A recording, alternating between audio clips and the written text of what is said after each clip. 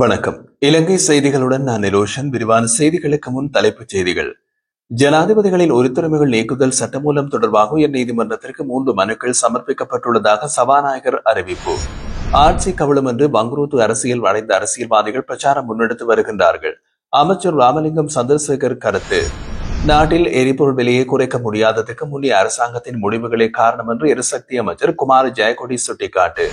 முன்னாள் ஜனாதிபதி மஹிந்த ராஜபக்சவின் விஜயராம் இல்லத்திற்கு நேற்றைய தினம் பல சிங்கள அரசியல்வாதிகள் மற்றும் குழுவினர் விஜயம். தொடர்வது விரிவான செய்திகள். ஜனாதிபதிகளின் உரித்துரிமைகள் நீக்குதல் சட்டமூலம் தொடர்பாக உயர்நீதிமன்றத்திற்கு 3 மனுக்கள் சமர்ப்பிக்கப்பட்டுள்ளதாக சபாநாயகர் ஜெகத் விக்ரமரத்ன சபைக்கு அறிவித்திருந்தார். பாராளுமன்றம் செவ்வாய்க்கிழமை காலை 9:30 மணிக்கு சபாநாயகர் ஜெகத் விக்ரமரத்ன தலைமையில் கூடியிருந்தது. இதனையடுத்து இடம்பெற்ற சபாநாயகர் அறிவிப்பின் போது அவர் இதனை சபைக்கு அறிவித்தார். அரசியலமைப்பின் 121 முதலாவது உறுப்புரிமையின் பிரகாரம் ஜனாதிபதிகளின் உறுப்புரிமைகள் நீக்குதல் சட்டமூலம் தொடர்பாக உயர்நீதிமன்றத்திற்கு சமர்ப்பிக்கப்பட்ட 3 மனுக்களின் பிரதிகள் தமக்கு கிடைத்துள்ளது என்றும் சபாநாயகர் கூறினார். இந்த ஆட்சி கவிழும் என்று வங்குரோத்து அடைந்த அரசியல்வாதிகள் பிரச்சாரம் முன்னெடுத்து வருகின்றார்கள். இந்த போலி பரப்புரைகளுக்கு வடக்கு மக்களால் நிராகரிக்கப்பட்ட அரசியல்வாதிகளும் உயிர் கொடுக்க முற்படுகின்றனர் என்று கடல் தொழில் நீரியல் மற்றும் கடல் வளங்கள் அமைச்சர் ராமலிங்கம் சந்திரசேகர் தெரிவித்தார். இலங்கை ஐயப்ப சாமிமார்களின் யாத்திரையிலான புனித யாத்திரையாக பிரகடனப்படுத்தியதன் பின்னர் அது தொடர்பான விசேட கலந்துரையாடல் கொழும்பில் நடைபெற்றிருந்தது. இதில் கலந்து கொண்டு உரையாற்றிய போது அவர் இவ்வாறான கருத்தை குறிப்பிட்டுள்ளார். தொடர்ந்தும் தெரிவித்த அவர், ஐயப்பன் யாத்திரை கடந்த காலங்களில் புனித யாத்திரையாக பிரகடனப்படுத்தப்படவில்லை. இதற்குரிய முயற்சிகள் முன்னெடுக்கப்பட்டும் இத்தனை வருடங்கள் இனவாத ஆட்சியாளர்கள், இனவாத அமைச்சரவைகள் இருந்ததால் தான் இது நடைபெறவில்லை. அந்த வகையில் புனித யாத்திரை தொடர்பான அமைச்சரவை பத்திரம் வந்தபோது அதற்கு ஏகமனதாக ஆதரவு அளிக்கப்பட்டு தீர்மானம் நிறைவேற்றப்பட்டது என்று குறிப்பிட்டிருந்தார். அதேவழி வறுமை ஒழிப்புக்குரிய நடவடிக்கைகள் இடம்பெற்று வருகிறது. மறுபுறத்தில் வரி வருமானம் அதிகரித்துள்ளது. பொருளாதார இலக்குகளை நாம் அடைந்து வருகின்றோம். இந்த நிலையில் ஆட்சி மாற்றம் பற்றி வங்குரோத்து அரசியல்வாதிகள் கருத்து வெளியிட்டு வருகின்றனர். இதற்கு உயிர் கொடுக்கும் வகையில் வடக்கில் தோல்வி கண்ட மக்களால் நிராகரிக்கப்பட்ட அரசியல்வாதிகள் முயற்சித்து வருவதாகவும் அவர் தெரிவித்தார். நாட்டில் எரிபொருள் விலையை குறைக்க முடியாததற்கு முன்னைய அரசாங்கங்களின் முடிவுகளே காரணம் என்று எரிசக்தி அமைச்சர் குமார் ஜெயக்கொடி தெரிவித்துள்ளார். இன்று செவ்வாய்க்கிழமை நாடாளுமன்றத்தில் உரையாற்றிய அவர், முன்னாள் அரசாங்கங்கள் இலங்கை பெட்ரோலிய கூட்டுத்தாபனம் மற்றும் எரிபொருள் விநியோகத்தில் ஈடுபடும் வெளிநாட்டு நிறுவனங்களுடன் கையெழுத்திட்ட ஒப்பந்தங்களால் இந்த நிலைமை உருவாகியுள்ளதாக சுட்டிக்காட்டினார். அமைச்சர் மேலும் கூறிய போது, இந்தியன் ஆயில் நிறுவனம், ஆர்எம் பார்க் நிறுவனம் மற்றும் சினோபெக் நிறுவனத்துடன் கையெழுத்திடப்பட்ட ஒப்பந்தங்களின்படி எரிபொருள் விலையை குறைத்தால் அந்த நிறுவனங்களுக்கு அரசாங்கம் இழப்பீடு வழங்க வேண்டிய கட்டாய நிலைமை ஏற்படும். இதனால் அரசாங்கம் எரிபொருள் விலையை சுதந்திரமாக மாற்ற முடியாத நிலைமை உள்ளதோடு இந்த சிக்கலை தீர்க்கும் வகையில் ஒப்பந்தங்கள் மற்றும் சட்ட ரீதியான நடவடிக்கைகள் குறித்து விரிவான சட்ட ஆலோசனைகளை பெற தீர்மானிக்கப்பட்டுள்ளது. முன்னைய அரசாங்கங்களின் தவறான ஒப்பந்தங்களே இன்று மக்களுக்கு சுமையாக மாறியுள்ளது. எனினும் இந்த நிலைமையை சரி செய்ய தேவையான நடவடிக்கைகள் எடுக்கப்படும் என்றும் அமைச்சர் வலியுறுத்தினார். முன்னாள் அமைச்சர் சசீந்திர ராஜபக்சவை மீண்டும் விளக்கமறியலில் வைக்குமாறு கொழும்பு நீதவான் நீதிமன்றம் இன்று உத்தரவு பிறப்பித்துள்ளது. இதன்படி அவர் வரும் ஆகஸ்ட் 26ஆம் தேதி வரை விளக்கமறியலில் தொடர்ந்து வைக்கப்படுகின்றார். நுகைகொடையில் உள்ள அவரது இல்லத்தில் வைத்து லஞ்ச ஊழல் தடுப்பு ஆணைய அதிகாரிகள் ஆகஸ்ட் 6ஆம் தேதி அவரை கைது செய்திருந்தனர். கடந்த 2022ஆம் ஆண்டு நாடு முழுவதும் இடம்பெற்றிருந்த மக்கள் போராட்டங்களின் போது தீக்கிரையாக்கப்பட்ட செவனகல கிரிப்பன் விவ அரச நிலத்தில் சேதமடைந்த கட்டடத்திற்காக மற்றொரு நபரின் மூலம் இழப்பீடு பெற்றதாக கூறப்படும் குற்றச்சாட்டின் பேரில் அவர் கைது செய்யப்பட்டமை குறிப்பிடத்தக்கது. இதேவேளை இலங்கையின் குற்றப்புலனாய்வு திணைக்களம் முன்னாள் ஜனாதிபதி ரணில் விக்ரமசிங்கவை எதிர்வரும் 22ஆம் தேதி காலை 9 மணிக்கு ஆஜராகுமாறு அறிவித்துள்ளதாகவும் தகவல்கள் தெரிவிக்கின்றன. அதே நேரம் முன்னாள் அமைச்சர் ராஜேந்திர சேனாரத்ன தாக்கல் செய்த மனுவினை கொழும்பு நீதவான் நீதிமன்றம் இன்று நிராகரித்துள்ளது. அவரை கைது செய்யுமாறு பிறப்பிக்கப்பட்டிருந்த பிடியாணையை தற்காலிகமாக நிறுத்துமாறு கோரி அவர் நேற்றைய தினம் மனு தாக்கல் செய்திருந்தார். எனினும் நீதவான் நீதிமன்றம் அந்த மனுவினை ஏற்க மறுத்து உத்தரவு பிறப்பித்துள்ளது. லஞ்ச ஒழிப்பு ஆணைக்குழுவின் விசாரணைகளுக்கு தொடர்பான குற்றச்சாட்டின் பேரில் ராஜித சேனாரத்ன தலைமறைவாகிய நிலையில் அவரை கைது செய்ய நீதிமன்றம் பிடியாணை பிறப்பித்தது. இதனைத் தொடர்ந்து அவர் வீட்டை விட்டு வெளியேறி தொலைபேசி இணைப்புகளை துண்டித்ததாகவும் பலமுறை அழைப்பாணை அனுப்பப்பட்டும் அதனை புறக்கணித்ததாகவும் போலீசார் நீதிமன்றத்தில் தெரிவித்தனர். இதனால் நீதிமன்றத்தின் பிடியாணையிலிருந்து தப்பிக்க மேற்கொண்ட ராஜித சேனாரத்னவின் முயற்சி இன்று தோல்வியடைந்துள்ளது.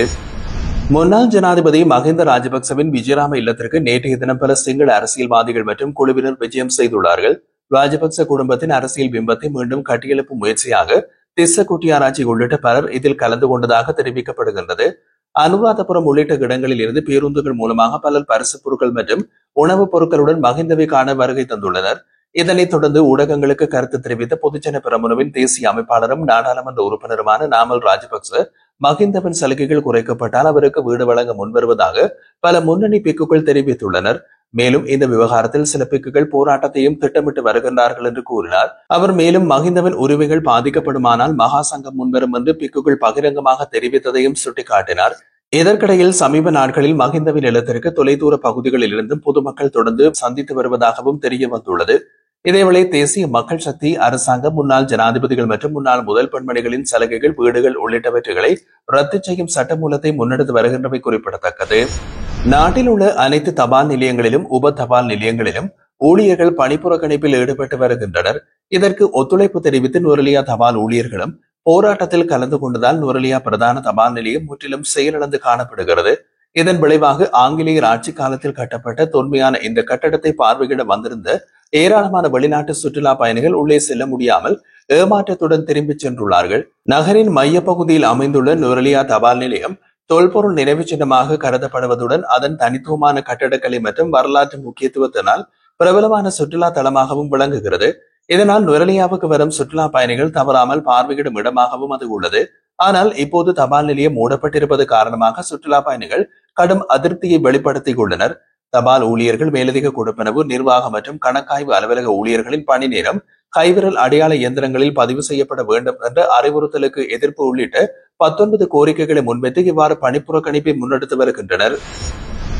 அஞ்சல் சேவையில் மேலதிக நேர கொடுப்பனவு போதுமானதாக இல்லையெனில் அல்லது கைரேகை வருகை முறைமையினை ஏற்க முடியாதவர்கள் வேறு இடங்களில் வேலை தேடலாம் என்று அமைச்சரும் அமைச்சரவை பேச்சாளருமான வைத்தியர் நலிந்த ஜாதிச தெரிவித்துள்ளார். வாராந்திர அமைச்சரவை முடிவுகளை அறிவிக்கும் ஊடக சந்திப்பில் அவர் மேலதிக நேர கொடுப்பனவு கட்டமைப்பில் அல்லது கைரேகை வரும் முறைமையில் மேலும் மாற்றங்கள் செய்யப்படாது என்று உறுதிப்படுத்தினார். அஞ்சல் பரிமாற்றத்தில் உள்ள சில ஊழியர்கள் மற்றும் கைரேகை முறைமையினை ஏற்க மறுத்துள்ளார்கள்.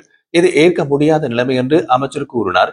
திரைசேரி நிதியினை பயன்படுத்தி ஊழியர்களின் வேதனமும் மேலதிக நேர கொடுப்பனவுகளையும் அதிகரித்துள்ளோம் என்றும் அவர் குறிப்பிட்டிருந்தார். அந்த உயர்வுகள் இருந்த போதிலும் ஒரு ஊழியர் கைரேகை முறைமையினை பயன்படுத்த மறுத்தால் அதை அனுமதிக்க முடியாது என்று அவர் வலியுறுத்தினார். எனவே மேலதிக நேர கொடுப்பனவுகள் மேலும் அதிகரிக்கப்படாது மற்றும் கைரேகை முறைமையினை நீக்க முடியாது. இதில் ஏற்றுக்கொண்ட ஊழியர்கள் மட்டுமே பணியில் தொடருவர். ஏற்க முடியாதவர்கள் வேறு வேலை தேட வேண்டும் என்றார். இரண்டையும் முழுமையாக ஏற்றுக்கொண்ட பிறகு தொழிற்சங்கங்களுடன் கலந்துரையாட தயாராக உள்ளோம் என்றும் அமைச்சர் தெரிவித்தார். மன்னாரில் காற்றாலை கோபுரங்கள் அமைத்தல் மற்றும் கனிய மணல் அகழ்வுக்கு எதிர்ப்பு தெரிவித்து கவனஈர்ப்பு போராட்டம் இன்று செவ்வாய்க்கிழமை 17வது நாளாகவும் தொடர்கின்றது. இந்த போராட்டம் சுழற்சி முறையில் முன்னெடுக்கப்பட்டு வருவதோடு பல்வேறு கிராமங்களைச் சேர்ந்த மக்கள் மற்றும் மீனவர்கள் இணைந்து ஆதரவு வழங்கி வருகின்றார்கள். மன்னார் மக்கள் மற்றும் இளையோர் ஒருங்கிணைந்து முன்னெடுத்து வரும் இந்த போராட்டத்திற்கு பனங்கட்டிக்கோட்டு, ஜிம் பிரவுன் நகர், எமில் நகர், இந்திக்கண்டல், தலைமன்னார் உள்ளிட்ட கிராம மக்கள் மீனவர்களும் இணைந்து கொண்டுள்ளார்கள். மன்னார் நகர சுற்றுவட்ட பகுதியில் நடைபெற்று வரும் இந்த போராட்டத்தில் பங்கேற்றவர்கள் பல்வேறு வாசகங்கள் கொண்ட பதாதைகளை ஏந்தியவாறு கோஷங்களை எழுப்பியிருந்தனர். மன்னாரில் காற்றாலை மின்கோபுரங்கள் அமைத்தல் மற்றும் கனிய மணல் அகழ்வுக்கு முழுமையாக நிறுத்தப்படும் வரை போராட்டம் தொடரும் என்றும் அவர்கள் தெரிவித்திருந்தனர். மேலும் ஜனாதிபதி 1 மாத கால அவகாசம் கோரியிருப்பினும் மக்களுக்கு நிரந்தரமான தீர்வு வழங்கப்பட வேண்டும் என்று போராட்டக்காரர்கள் வலியுறுத்தியுள்ளார்கள். உரிய தீர்வுகள் வழங்கப்படாத பட்சத்தில் போராட்டம் தொடரும் என்றும் அவர்கள் எச்சரித்துள்ளனர்.